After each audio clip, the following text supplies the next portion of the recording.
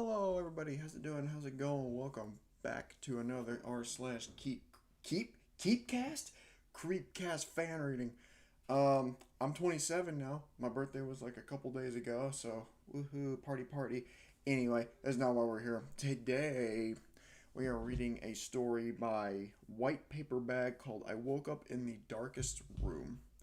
I have no idea what to expect from this story, so I'm looking forward to see what it contains. It's pretty short, not like compared to last week's episode, but still. Let's dive into this digital piece of parchment. I opened my eyes as I lay on my back facing the ceiling and immediately took note that not a single light was present in the room, not even from the direction of the blinds. Where at the least, the street light should be casting a faint glowing sequence of lines along the floor any time of the night. But right now, total darkness. I lay still and direct my focus to a faint tapping in the direction of the window instead. The faint patter of rain outside, the charge of thunder rolling even further out. The storm is passing outside, and I must have slept through the worst of it and awoken in the midst of a power outage, of course. I sat up and started working on adjusting my eyes, squinting and then widening my eyelids, hoping to focus in on the general shape of anything in the darkened canvas surrounding, or the faintest flash of anything. I strained to search, even for the tiniest blinking light produced by the smoke detector overhead. Still, nothing. Though I felt as if in normal circumstances my vision would be adjusted by now, and the post-sleep haze would have passed. Could have a bearing of my place in the room. Of course, I knew I was still in my bed, and I knew the relative location of that bed in my room, but I don't think I've ever experienced a pure, suffocating darkness like this. It was laid on like cloth over eyes, and it was disorienting the longer I tried to make sense of nothing. Can a room be this dark on its own? More of the heft and scratching fabric of the blankets on my chest. I feel like I've sunken twice as deep into my mattress, and I'm in a puddle of sweat as deep as my divot. I woke up in a puddle of sweat as deep as my divot. I sit up and continue to scan left to right, up and down. I wave my hand just beyond the reach of an eyelash. I can't see anything at all. There should be something, right? What hour of night could it be, and how much longer until the clouds overhead passed? Let the moon push its way through the blinds and dimly illuminate into the room as welcome as a ritual. How long until the power is back on? And shit, it's the first word I've spoken, and it doesn't feel as heavy as it did in my chest. The word was born from my lips, slipped out from my teeth, and flew 4 mere inches into the void, and felt dead with as little as a whistle from my lips. It was too quiet, rain notwithstanding. I shift my weight around in bed, throw the blankets off my legs. A chill was sitting along my spine and slowly exhaling out through my fingers. Slowly, one leg at a time, I drag my feet through this ocean of nothing and dangle them over the bed like fish bait cast in a pond. When I was little, I once told my son Mason if he ever tried to get out of bed in the middle of the night after being tucked in, a bony, frail, and grossly distinct misshapen hand would catch him by the ankle and pull him under the bed. That's kind of a messed up thing to say to your child. It seemed forgettably humorous at the time, and something any other parent would do to joke around with their kid to keep them from being too rowdy and adventurous beyond the waking hours. I always remember the sound of footsteps running toward my room later that night, loud flesh to carpet slapping in rapid succession, waking me up even before he began frantically knocking at the door. And when I opened it, the way he fell into my head, first into gut, his grip around my leg was so tight, I still joke that it's the reason I developed a limp into my old age. He cried so hard and told me he had to. He had to run. He woke up needing to go to the bathroom more than he could forcefully will himself to go back to sleep. But he didn't want to be pulled by the hand and taken. He was paralyzed, waiting there in his own bed until his own body discomfort arose beyond all else and took over. He made the ultimate decision to get a running jump from his bed before sprinting down the hall to my door and then into my own hands. It felt awful at the moment. Sincere guilt for instilling such a baseless fear in Mason's mind, causing him to go through the mental and physical gymnastics he just had experienced. And still, I laughed. I knew it was awful, and truly, I did feel guilty for the story told. But I thought with age, he would come to see the humor and absurdity in that moment as well. But right now, he needed a hero, and his hero laughed. After he cried for a moment, I did my absolute best to settle his mind and told him he could sleep the rest of the night in my room, where no hands waited under the bed. That's kind of messed up, man, to traumatize your son like that. That's just, wow. I'm still dangling my feet into the pond. God dang it. Parents can be cruel. Think about a bloated, carcassed hand just grabbing my own frail ankle and pulling me beneath a surface that doesn't exist. One that goes down and down into infinite depths and suffocates everything. He used to be right down the hall. The only light I can imagine now is an anglerfish floating alone in the darkest and deepest reaches of the ocean. And I take the plunge. My feet meet the ground, embarrassingly quick. I stumble slightly, almost as if in a fashion of forgetting there are no more steps to take down a flight of stairs, taking one extra leap downwards. But I remain upright and balanced by holding down on my bed. By holding down on the bed, I'm wading now through the water. I let one hand fall now to my side as I rotate facing away from the bed. I must take a step forward. I must leave this island. I intend to make my way to the window, where surely at least I can catch a glimpse of the accompanying light that falls, the thunder still roaring in the distance. Any light now could free me from this growing feeling in my chest, filling up in my whole body and falling through to my legs as heavy as anchors. Just to know the sun hasn't gone out, the world hasn't been plunged into its own engorged sea, and I slipped through the flood. I let go. I'm free in the dark now and have only one goal in mind: stay above the water. The air in the room, I haven't even paid it any mind until now. Now that I'm fully encompassed by it, it smells horrible. Like failed garden compost with maggots and worms now wriggling freely and on top of one another, spilling out on the sides and crumpling on the floor, floating along the surface of tangible must. The air is so sour and mixes with the sweet sweat from my skin. The humidity in the room is reaching a point of being swelteringly muggy. This is no pond, but instead a bog. To what source the smell can be attributed to, I have no guess of which, I'm absolutely certain. But with power outage and storm, it's most likely the sump pump in the basement has powered off, and some flooding has spilled over from the pipes. If Mason was down the hall, he could really help out a lot right now. I could call at any time, and he'd be at my doorstep fast, ready for anything. I asked. Mason, go find me a flashlight. Mason, come open this window and light the candle. It smells god awful in here. Go down to the basement and reset the breaker and the pump. Words nearly departed my lips, withheld and sitting still in my mouth.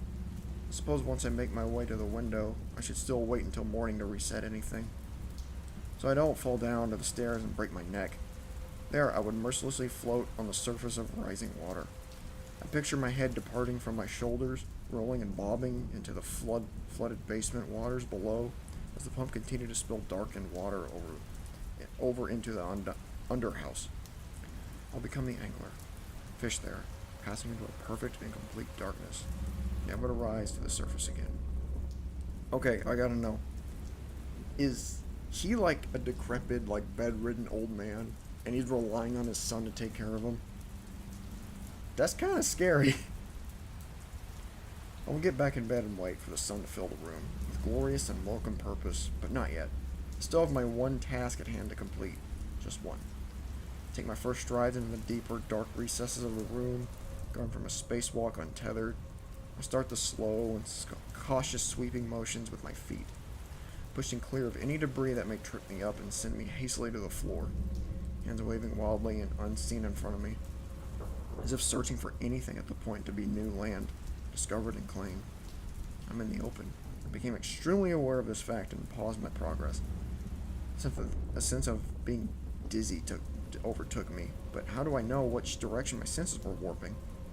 If I fell down, would I be able to find out which way is up again, as if the floor beneath me would fall away? Nothing ties me to where I came from. I am in the hands of nobody. There's no reason for me to feel this way or ruminate on this. I know this room will come to an end. There's nowhere in between me and the... I'm sorry if you can hear the dogs in the background. There's no reason for me to feel this way or ruminate on this. I know this room will come to an end. There's nowhere in between me and the window to get lost. I steady my direction and hold true to a sliding step at a time. Following the ongoing light patter of a rainfall, I continue my shuffle towards the faintest tapping on the glass. My only constant in a world snuffed away from me. Pause. A shift in the wind outside. It's gotten quieter, and then the rain stops. The darkness is suffocating. I break into the closet. I break into the closest thing to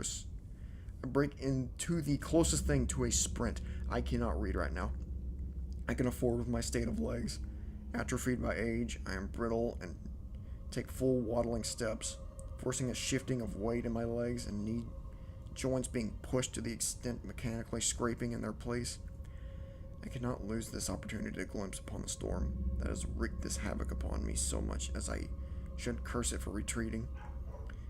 It brought darkness to my corner of the world and will continue to cast it until its ruin upon others. I cannot be left with only my thoughts and frail, failing voice in the dark.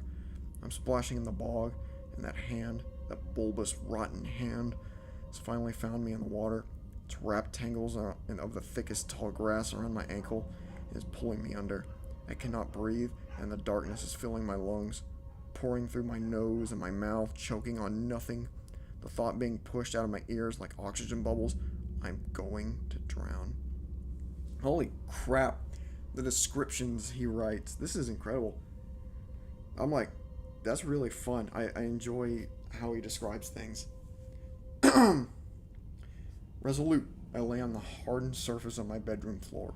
Cold tiles snapping a sense of relief into my aching and blistering back through my soaked nightgown. I reach my hand out and grab a handful of wires wrapped around my left ankle.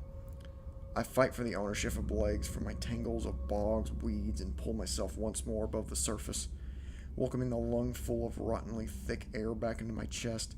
Like a thickened syrup, it ran down my throat. I should be in front of the window by now. I reach my hand out and feel a mess of blinds in front of me, all but made a jumble of my outstretched fall. I fumble for a cord and command the mess to rise upwards. I was right. The entire neighborhood must have been plunged into the complete darkness of a power outage. Not even a reflection to it. Not even a reflection is to be seen in the glass right in front of me. Tap, tap. The pitter-patter of rain began once again. The storm is making second rounds. Thunder, loudest as ever it's been all night, strikes overhead, and I wait. I waited so much longer than I should have expected to. Where's the flash? Where's the lightning?